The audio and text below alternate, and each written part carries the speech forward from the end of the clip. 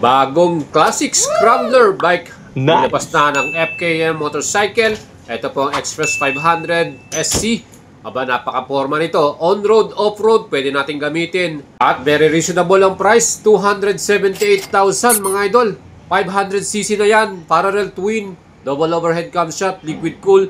6-speed manual transmission with max power. 46.9 HP at max torque. 43 Newton meters. Hindi ka na mamabitin dyan. Equipped to ng sleeper clutch at dual channel anti-lock braking system. Sakto lang din ang seat height niya, 839mm.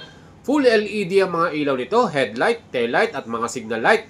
At ang ating pro suspension, naka-inverted forks pa mga idol. And sa likuran naman, naka-monoshock bias swing arm. Ang nakakabilib dito, naka-Pirelli Scorpion Rally ang kanyang tires. At yung ating pinaka-stopping power, JH1 caliper ang ginamit with ABS, same sa front and rear.